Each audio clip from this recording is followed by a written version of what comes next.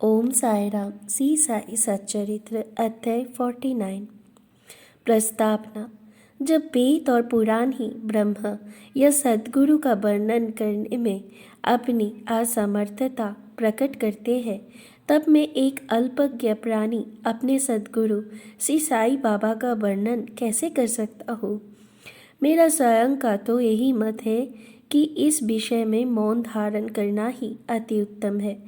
सच पूछा जाए तो मुख रहना ही सद्गुरु की विमल पताका रूपी बिरुदावली का उत्तम प्रकार से वर्णन करना है, परंतु उनमें जो उत्तम गुण है वो हमें मुख कहाँ रहने देता है।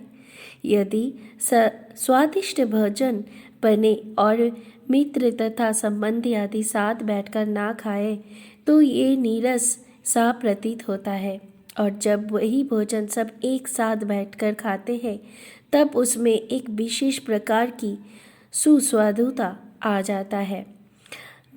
वैसे ही स्थिति साई लीलामृत के संबंध में भी है। इसका एकांत में रसास्वादन कभी नहीं हो सकता। यदि मित्र और पारिवारिक जन सभी मिलकर इसका रस ले तो और अधिक आनंद आ जाते हैं। श्री साई बाबा स्वयं ही अंतःप्रेरणा कर अपनी इच्छा अनुसार ही इन कथाओं को मुझसे वर्णित करा रहे हैं। इसीलिए हमारा तो केवल इतना ही कर्तव्य है कि अनन्य भाव से उनकी शरणागत होकर उनका ही ध्यान करें। तप, साधन, तीर्थ यात्रा, व्रत एवं यज्ञ और दान से हरि भक्त श्रेष्ठ है और सद्गुरु का ध्यान इन सब में परम श्रेष्ठ है। इसीलिए सदैव मुख से साई नाम का स्मरण कर उनके उपदेशों का निधि ध्यान एवं स्वरूप का चिंतन कर हृदय में उनके प्रति सत्य और प्रेम के भाव से समस्त चेष्टाएं उनके ही निमित्त करनी चाहिए। भाव बंधन से मुक्त होने का इससे उत्तम साधन और कोई नहीं है।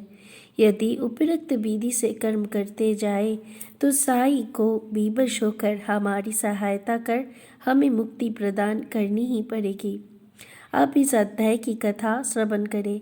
हरि कान्होबा। मुंबई के हरि कान्होबा नामक एक महानुभाव ने अपने कई मित्रों और संबंधियों से साई बाबा की अनेक लीलाएं सुनी थी, परंतु उन्हें विश्वास ही ना होता था कि क्योंकि वो संशयालु प्रकृति के व्यक्ति थे। अविश्वास उनके हृदय पटल पर अपना आसन जमाया हुआ था। वो स्वयं बाबा की परीक्षा करने का निश्चय करके अपने कुछ मित्र सहित मुंबई से शिरडी आए। उन्होंने सिर पर एक जोड़ी का पगड़ी और पैरों में नए सैंडल पहना हुआ था। उन्होंने बाबा को दूर से ही देखकर उनके पास जाकर उन्हें प्रणाम तो करना चाहा, परंतु उनके नए सैंडल इस कार्य में बाधक बन गए। उनकी समझ में नहीं आ रहा था कि अब क्या किया जाए। तब उन्होंने अपने सैंडल मंडप के एक सुरक्षित कोने में रखे और मस्जिद में जाकर बाबा का दर्शन किए। उनका ध्यान सैंडल पर ही लगा रहा। उन्होंने बड़ी नम्रतापूर्वक बाबा को प्रणाम किया और उनसे प्रसाद और उति प्राप्त कर लौट आए। पर जब उन्होंने कोने में दृष्टि डाली तो देखा कि सैंडल तो अंतर ध्यान हो चुके थे। पर्याप्त छानबीन भी व्यर्थ हुई और अंत में निराश होकर वो अपने स्थान पर वापस आ गए। स्नान, पूजन और नैवेद्य आदि अर्पित करके वो भोजन करने को तो बैठे, परंतु वो पूरे समय तक उन सैंडल के चिंतन में ही निमग्न रहे। भोजन कर मुंह हाथ धोकर जब वो बाहर आए तो उन्होंने एक मराठा बालक को अपनी ओर आते देखा, जिसके हाथ धोने के लिए बाहर आने वाले लोगों से कहा कि बाबा ने मुझे ये डंडा हाथ में देकर रस्तों में घूम घूम कर हरी का बेटा जरी का बेटा की पुकार लगाने के लिए कहा, तथा जो कोई कहे कि ये सैंडल हमारी है उससे पहले ये पूछना कि क्या उसका नाम हरि है और उसके पिता का नाम का अर्थात कान्होबा से है। साथ ही ये भी देखना कि वो जरीदार साफा बंधे हुए हैं या नहीं, तब इन्हें उसे दे देना।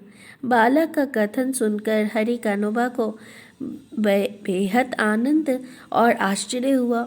उन्होंने आगे बढ़कर बालक से कहा कि ये हमारी सैंडल है, मेरा ही नाम हरि है और मैं ही कानोबा का पुत्र हूँ। ये मेरा जरी का साफा देखो।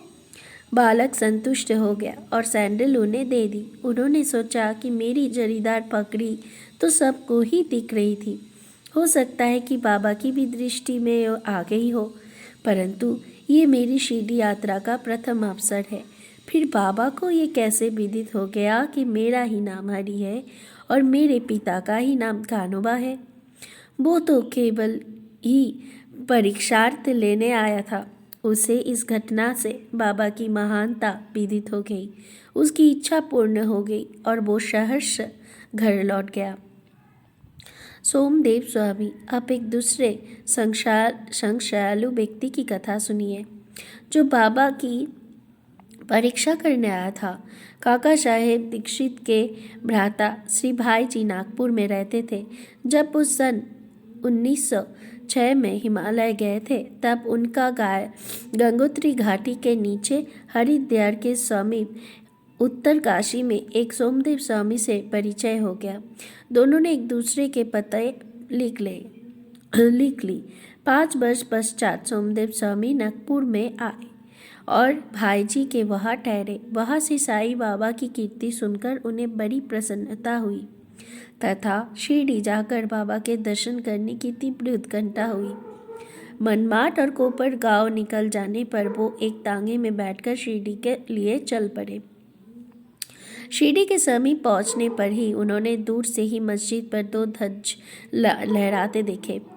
सामान्यतः देखने में आता है कि भिन्न भिन्न संतों का बर्ताव, रहन सहन और बाह्य सामग्रियाँ प्राय भिन्न प्रकार ही हो सकती है रहा करती है, परंतु केवल इन वस्तुओं से ही संतों की योग्यता का अवलोकन कर लेना बड़ी मूल भूल है। सोमदेव स्वामी कुछ भिन्न प्रकृति के थे। उन्होंने जैसे ही ध्वजों को लहराते देखा तो वो सोचने लगा कि बाबा संत होकर इन ध्वजों में इतनी दिलचस्पी क्यों रखते हैं? क्या इससे उनका संतपन प्रकट होता है? ऐसा प्रतीत होता है कि ये संत अपनी कीर्ति का इच्छुक है। अतएव उन्होंने शिरडी जाने का विचार त्याग कर अपने सहयात्री से कहा कि मैं तो वापस लौटना चाहता हूँ। तब वो लोग कहने लगे कि फिर व्यर्थ ही इतनी दूर क्यों आए?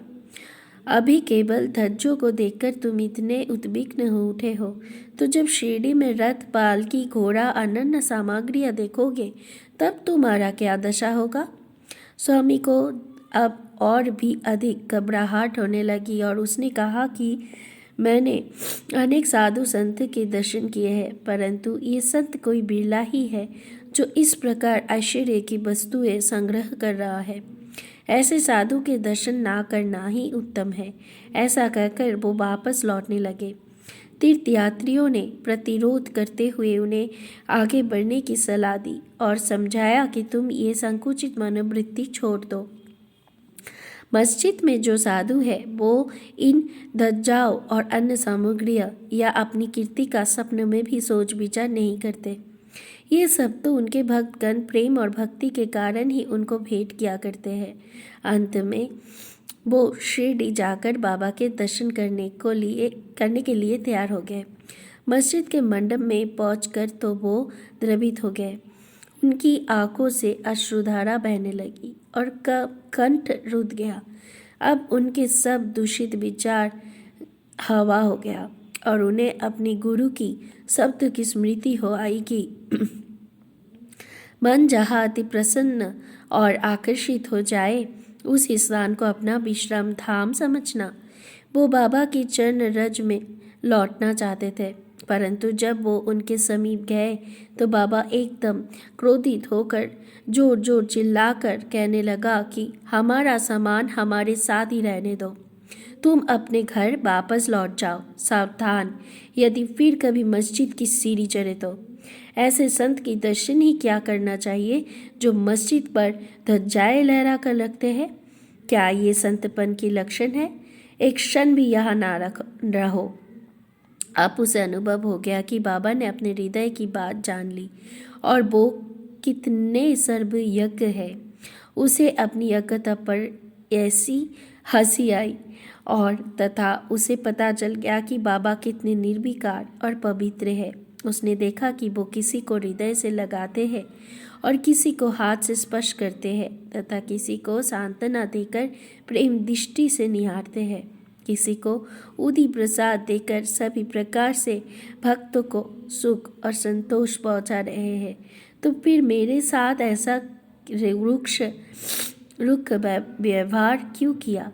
अधिक विचार करने पर वो इसी निष्कर्ष पर पहुँचे कि इसका कारण मेरे आंतरिक विचार ही थे और इससे शिक्षा ग्रहण कर मुझे अपना आचरण सुधारना चाहिए। बाबा का क्रोध तो मेरे लिए वरदान स्वरूप है। अब ये कहना व्यर्थ ही होगा कि वो बाबा की शरण में आ गए और उनके एक परम भक्त बन गए। नाना साहेब चादोरकर। अंत में नाना साहेब चादोरकर की कथा लिखकर हेमत पंत ने यह तय समाप्त किया है। एक समय जब नाना साहेब मलशापति और अन्य लोगों के साथ मस्जिद में बैठे हुए थे तो बीजापुर से एक सम्भ्रांत यवन परिवार श्री साईं बाबा के दर्शनार्थ आया। कुलबंतियों की लाज लक्षण भावना देखकर नाना साहेब वहाँ से निकल जाना चाहते थे, परंतु बाबा ने उन्हें रोक लिया। स्त्रियों आगे बढ़ी और उन्होंने बाबा का दर्शन किया। उनमें से एक महिला ने अपने मुंह पर से घूंघट हटाकर बाबा के चरणों में प्रणाम कर फिर घूंघट डाल दिया। नाना साहेब उसके सौंदर्य से आकर्षित हो गए और एक बार पुनः वो छटा देखने के लिए लालायित हो उठे। नाना के मन की व्यथा जानकर उन लोगों के चले जाने के पश्चात बाबा उनसे कहने लगा कि नाना, क्यों व्यर्थ में मोहित हो रहे हो? इंद्रियों को अपना कार्य करने दो। हमें उनके कार्य में बाधक ना होना चाहिए। भगवान ने ये सुंदर सृष्टि निर्माण की है।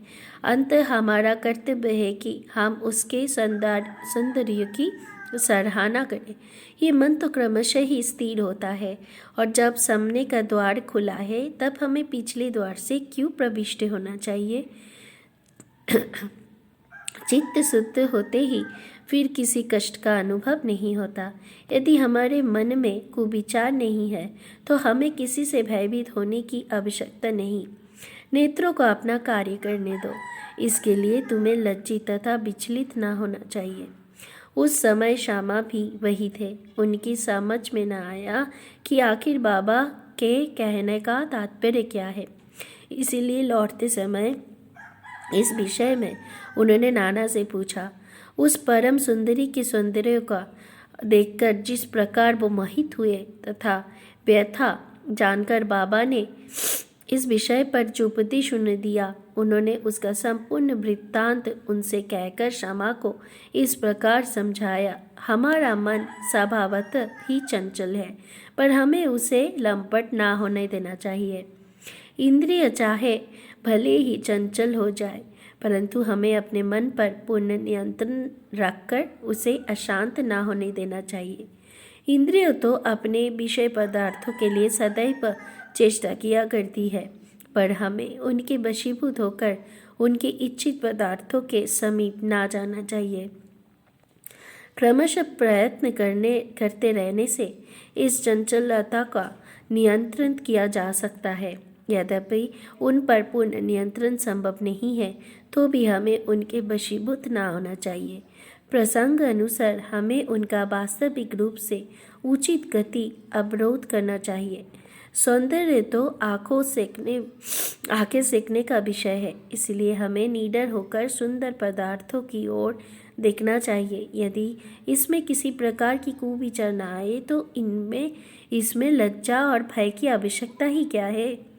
यदि मन को निश्चित बनाकर ईश्वर के सौंदर्य को निहारो तो इंद्रियां सहज और स्वाभाविक रूप से अपने वश में आ जाएगी और विषय आनंद लेते समय भी तुम्हें ईश्वर की स्मृति बनी रहेगी।